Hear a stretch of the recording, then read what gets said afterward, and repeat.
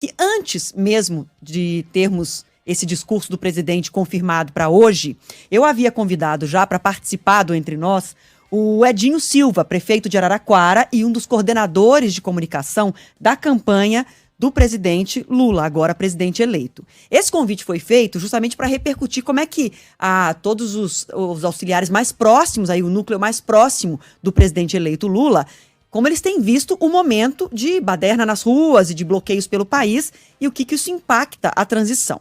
Quando então veio a confirmação do discurso de Bolsonaro, do pronunciamento que ele faria à nação, então eu aproveito que Edinho Silva já tinha concordado com essa entrevista, aceitado o nosso convite, para também repercutir o que disse Bolsonaro há pouco. Boa tarde, Edinho Silva, prefeito de Araraquara e coordenador da campanha de Lula, agora muito próximo desse grupo que vai participar da transição. Tudo bem? Você me ouve bem? Boa tarde, Adriana, boa tarde ao Fábio, a Gabriela, ao Eduardo, boa tarde a todos os ouvintes da Band. Agradeço muito a oportunidade de estar aqui com vocês, falando um pouco desse cenário que o nosso país vive. Eu assisti o pronunciamento do presidente Jair Bolsonaro hoje, né, agora há pouco, e ele, evidente, nós esperávamos um pronunciamento um pouco mais comprometido com a pacificação do país.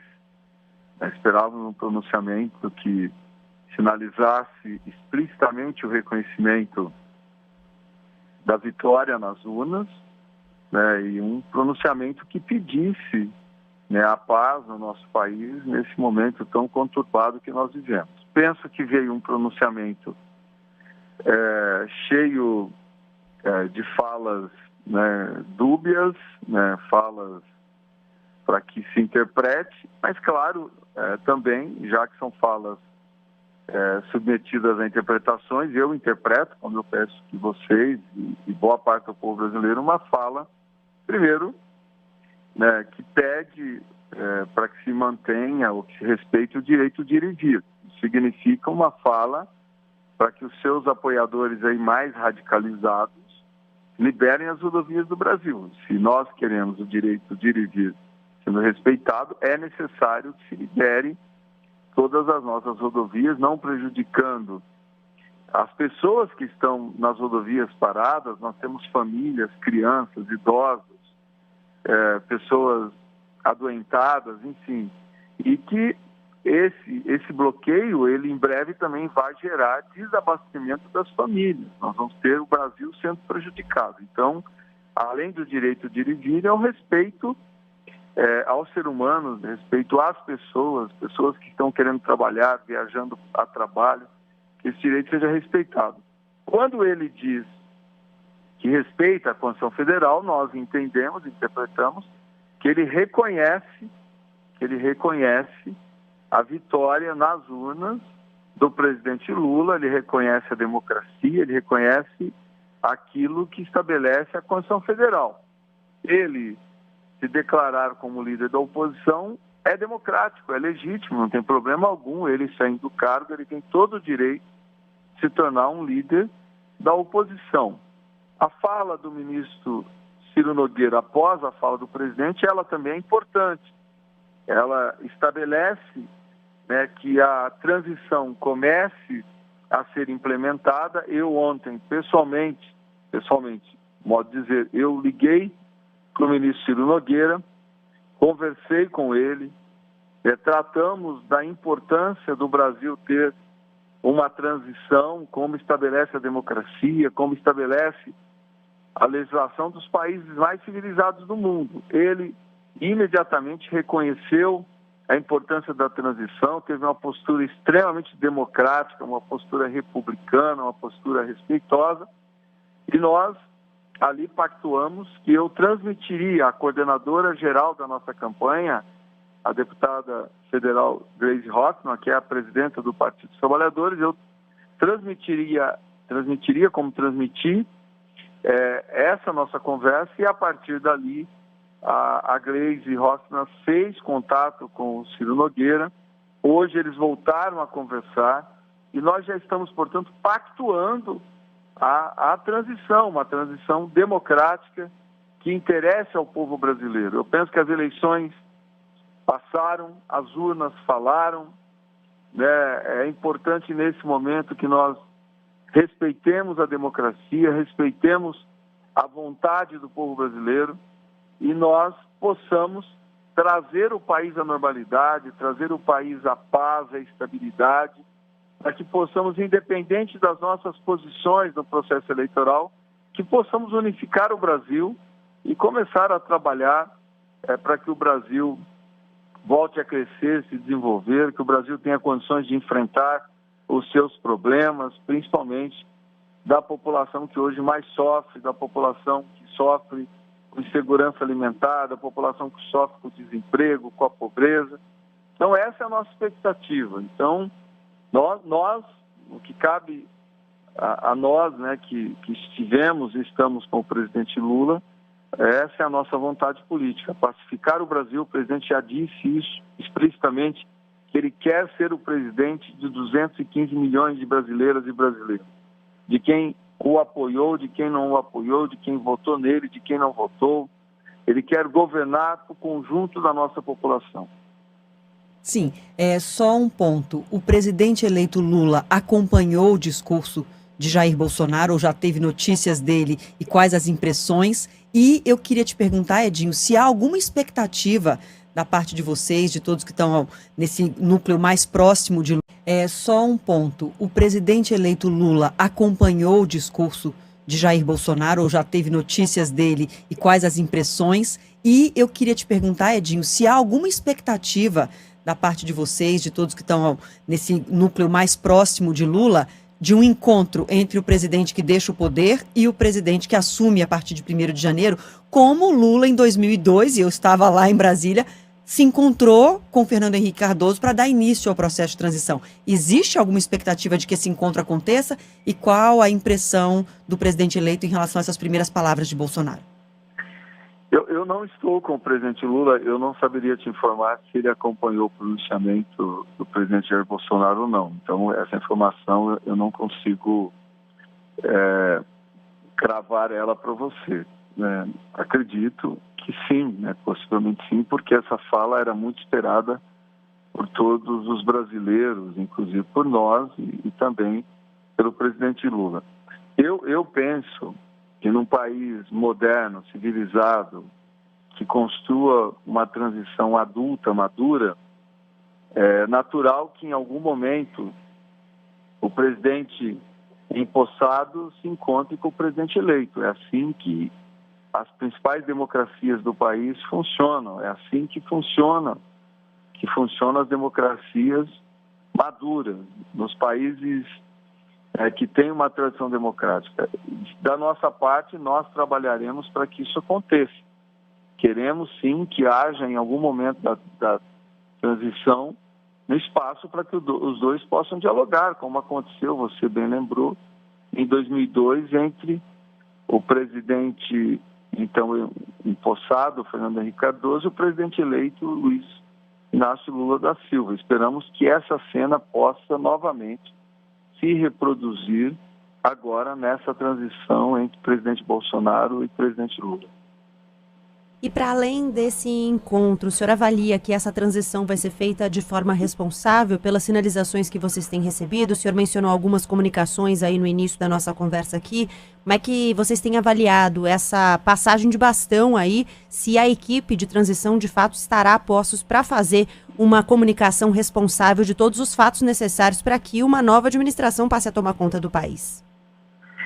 Eu creio que sim. Ontem o meu diálogo com o ministro Ciro Nogueira foi o melhor possível, um diálogo, repito, extremamente republicano, respeitoso, um senso democrático em plenitude. Então, acredito muito na construção de uma transição, não só nos marcos da nossa legislação, mas uma transição marcada pela maturidade, pela transparência, que isso que é importante, para que o ouvinte entenda, né? Por que é importante a transição? Para que o governo que toma posse a partir de 1º de janeiro possa ter as informações necessárias em mãos, para que não tenha nenhuma descontinuidade de programa, de projeto, para que o presidente empossado em 1º de janeiro, o presidente Lula, possa iniciar o seu governo com as informações necessárias para implementar programas, para já começar trabalhando para resolver problemas da vida brasileira. Então, a transição não é só um rito formal de poder. A transição ela é importante porque ela interessa ao povo brasileiro, à população brasileira. Uma transição bem feita é a garantia que programas existentes continuem tendo continuidade, que não haja nenhum tipo de interrupção, e também o governo empossado em 1º de janeiro possa ter todas as condições para enfrentar já de imediato os problemas que afligem a população do nosso país. Então, a transição ela é importante. E pelo diálogo que nós tivemos com o ministro Ciro Nogueira, eu acredito muito que essa transição se dará da melhor forma possível, repito, não só respeitando o marco legal, mas principalmente com o espírito de um país que, as urnas disseram isso, um país que quer fortalecer a sua democracia. Edinho, e mais cedo a Gleisi Hoffmann já tinha dito, agora há pouco o ministro Ciro Nogueira também já disse que a formalização, a oficialização de Geraldo Alckmin para coordenar essa transição vai acontecer na quinta-feira, é isso? Ou corre algum risco disso ser adiado, postergado para a semana que vem? Não, de forma alguma, de forma alguma.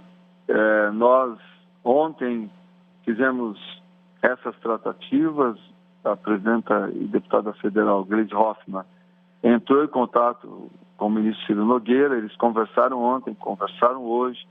Hoje o presidente Lula escolheu o vice-presidente eleito, o governador Geraldo Alckmin, para que ele coordene a transição. Amanhã esse ofício indicando o vice-presidente eleito Geraldo Alckmin como coordenador da transição chegará ao gabinete do ministro Ciro Nogueira. A partir daí o ato oficial será publicado e a transição terá início. Então, nós não teremos aí nenhum atraso nas medidas para que a transição se inicie o mais rápido possível. Tá certo, Edinho. Para a gente finalizar, não tenho expectativa de que você vai especular nomes de ministros aqui com a gente ao vivo, no ar, mas preciso... Libera só um, vai. Bom, ó, era só uma conversa combinada aqui com a Gabriela para você já soltar o nome de ministro. Mas, claro, o que eu quero te perguntar é as conversas, do ponto de vista das conversas políticas com todos os grupos que formaram a frente de apoio aí ao presidente Lula. Essas conversas, no seu entender, elas serão agilizadas e para que escolhas sejam feitas com celeridade diante do momento da gravidade, de polarização e do momento político difícil que o país enfrenta? Porque muitas vezes a gente vê a transição às vezes um pouco lenta. Eu vou lembrar aqui de 2014, quando a presidente Dilma, durante a campanha eleitoral, já havia revelado à imprensa que o ministro da Fazenda, na época Manteiga, não iria continuar como ministro dela, mas fez uma transição que ficou gerando muita especulação e muita expectativa, e só em 1º de janeiro do ano seguinte, em 2015, então, que começa a formar a equipe, e isso gerou, a gente sabe, algumas consequências para a economia e políticas também. Então, eu relembro isso para te perguntar, há um interesse para que essas conversas políticas de escolha de equipe sejam mais avançadas, mais aceleradas nesse momento, para dar um sinal à sociedade de que um novo governo está sendo formado? Olha, a nossa prioridade nessa semana era darmos início à transição. Isso está sendo feito. Eu penso que é um passo importante. A partir da semana que vem, certamente o presidente Lula dará início aos diálogos, para que o governo comece a ser montado. É um governo que o próprio presidente diz o tempo todo, é um governo que vai representar um movimento democrático que construiu a sua vitória. O presidente Lula foi eleito um amplo movimento democrático de todas as forças democráticas do nosso país. Então, esse governo vai ser representativo dessa construção. Então, o presidente Lula certamente, a partir do início da próxima semana, iniciará todas as tratativas para a composição do governo. Em paralelo, nós iremos trabalhar para que a transição acelere, para que ela se desenvolva o mais rápido possível. E, claro, durante a composição do governo, é quase que uma consequência, você constrói também, né, a base de sustentação do governo para que já em início de janeiro nós tenhamos uma base sólida no Congresso Nacional para que possamos, repito, estabelecer, né, a paz social, a estabilidade institucional, criar as condições de governabilidade para que a gente possa unir o nosso país, deixar as divergências de lado, olhar mais aquilo que nos une, né, e construir um movimento amplo, né, de fortalecimento do Brasil, de fortalecimento da imagem externa do Brasil, de fortalecimento da nossa economia e criar as condições para que a gente possa fazer o Brasil crescer com muita justiça social, com geração de oportunidades para toda a nossa juventude, para todas as mulheres e homens que queiram, né, ser felizes no nosso país. Tá certo. E o ministro? Quer que a gente insista? A gente faz isso bem. Edinho Silva, prefeito de Araraquara, coordenador de comunicação da campanha de Lula, agora presidente eleito do nosso país, e ministro, se ele quiser confirmar. Futuro ministro, se ele quiser confirmar. Prefeito de Araraquara. Tá bom? Tá certo. Muito obrigada por essa entrevista ao vivo na tarde de hoje. Estamos em contato. Obrigada demais. Obrigado. Abraço a todos.